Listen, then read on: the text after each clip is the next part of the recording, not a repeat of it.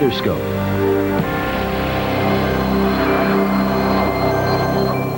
A storm system spreading across the east has been producing heavy rain from New York to the Carolinas, and the potential for severe weather still exists across the south. Good evening to you. I'm Bob Stokes. For the latest on the storm status at this hour, we go to Bill Keneally in the Forecast Center. Bill?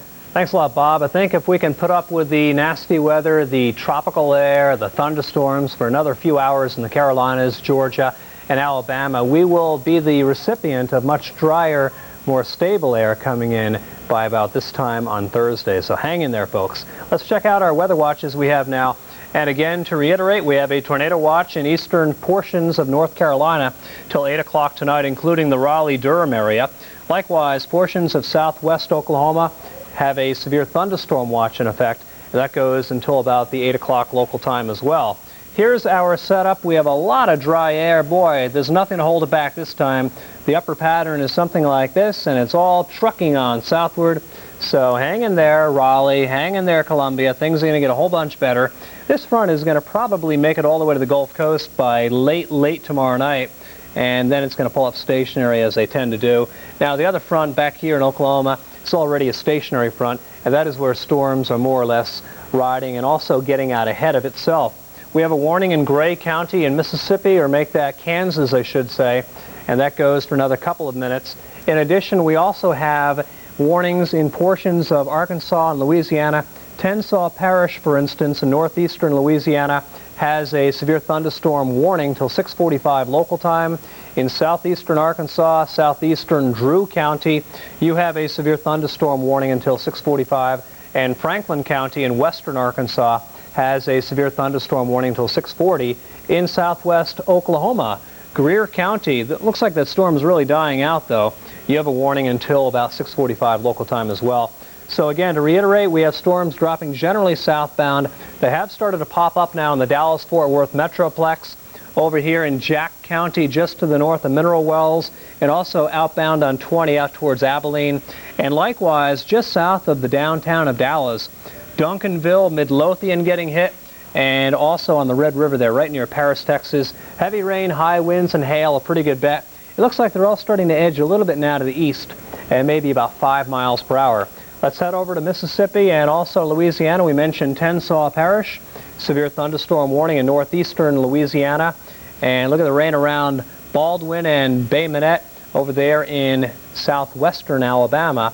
And watch out, Tallahassee. Here come some storms heading in on I-10. So out there around the Lake Seminole area inbound to Tallahassee, you're going to see some rough weather next hour. Into the Carolinas we go. We have more rainfall north of Charlotte, around Lake Norman, extending over to Davidson. And this storm is heading generally to the east.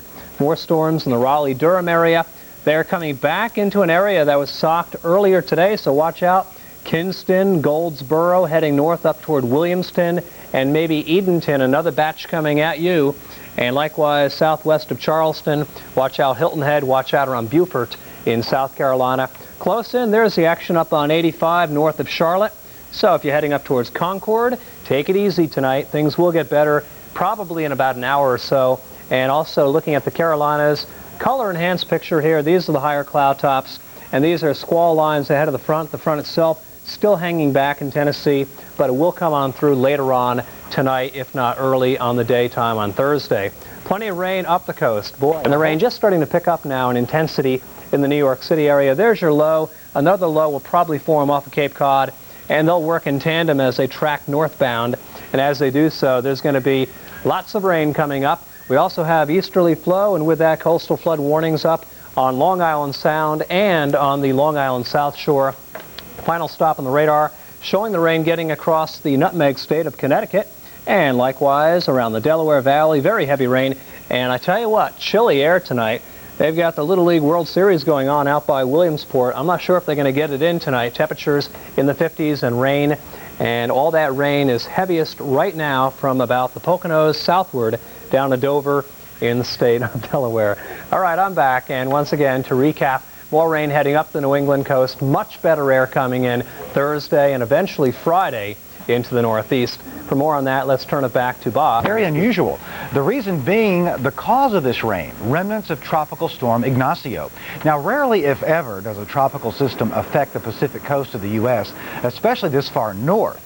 Now, a steady rain has been falling across the city since early this morning, and temperatures have lingered in the 60s, so on the cool side. But umbrellas were used and needed, and still are needed in the Seattle area. You can see the wet weather in Washington State and along the Columbia River Gorge flowing toward the northwest, and that's the direction in which the remnants of Ignacio are moving. But it's been wet across Olympia, Tacoma, and generally the greater Seattle area. The Strait of Juan de Fuca. We'll zoom in here. This is the Strait of Juan de Fuca, the greater Olympia area, Seattle, getting into Bellevue now. Be careful along I-5. If you have a loved one that's coming home from work or school along I-5 and they're running a little late, this may be the reason why right here. 63 in Seattle, 87 in Spokane, so what a difference that makes, the wet weather cooling things down. 72 in San Francisco. Of course, you had that record rainfall during the past 24 hours with just around an inch because of the remnants of Ignacio. Also a low, you can see it bringing the wet weather to the northern part of lower Michigan, and there's that counterclockwise spin in the atmosphere. We've got an upper level low here which spins counterclockwise, so motorists along I-75 having to take it easy. 62 in Grand Rapids. Update is sponsored by the Home Depot, where low prices are just the beginning.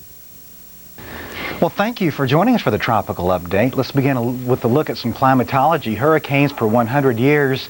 As you can tell, we're at August 20th now, and we're starting to get into the period where we see, historically and climatologically, the most active tropical storm season in the Atlantic. So the next 3 to 4 weeks will tell a tale on just how much we will come out of this very quiet period we've been in as far as the tropics are concerned. September the 10th is usually the busiest day in terms of the tropics in the Atlantic. Now, tropical storms or hurricanes, these are where they have originated going back to 1886 to 1996. We've had 112 storms originate between August the 21st and the 31st, and this is where they have originated.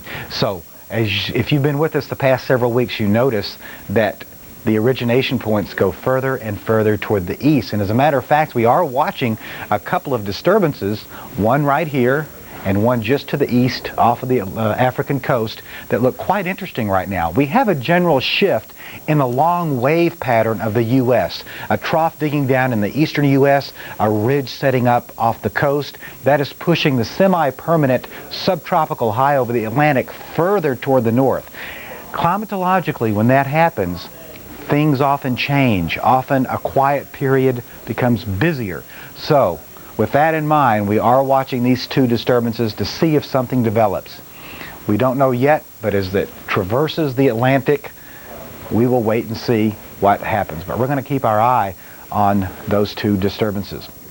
In the meantime, relatively quiet across the Caribbean. We have some convection over Cuba, across Haiti, the Dominican Republic, and it looks like some rain across the northwestern part of Puerto Rico right now. Other than that, some convection across the northern sections of South America. Yes, we have a trough digging down across the eastern U.S. and a ridge, so fronts are going to be slow to just dive off the eastern seaboard and out into the Atlantic, because that ridge usually sets up a blocking pattern here.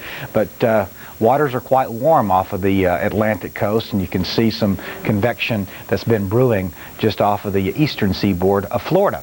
In the meantime, this is one wave we're watching here. This is another wave we're watching, and we're going to see how these waves develop, these disturbances, as they continue to move toward the west and toward generally the western Atlantic, the Caribbean, and the waters are plenty warm.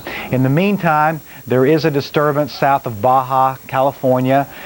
If this does develop, it would be very slow to do so. This is an association with an upper level trough, and not fun for shippers, for ship travelers right under this. That would be very heavy rain and thunderstorms indeed, but nothing in the way of organization at the present time.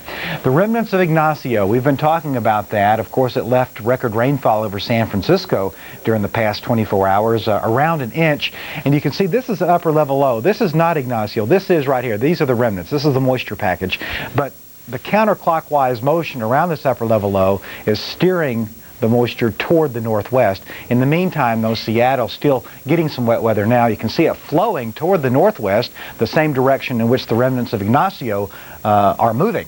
So generally in Olympia, Washington, the greater Seattle area, the Strait of Juan de Fuca, seeing some rainfall right now. Tropical storm Ewell moving toward the north, away from Wake Island. In the next 24 hours or so, it's expected a couple of days maybe to start moving toward the northeast. Right now, 65-mile-per-hour winds is the circulation near the center of this storm, and it's expected to increase to a typhoon in 24 hours to 75-mile-per-hour winds. But the good news is, in about 72 hours, about 3 days or so, we could see it turning extratropical or starting to lose its punch. So that's some good news. In the meantime, here's a good evening forecast for you going into the drive time tomorrow morning. It's going to be messy for you in New York City, Brooklyn, and the Bronx, so please take note and allow yourself some extra time. Lunch plans in Chicago looking better as the rain moves toward the east, and cooler air coming down. This will eventually sink all the way into the south. There's your afternoon for the drive home. Stay with us for WeatherScope in just a moment.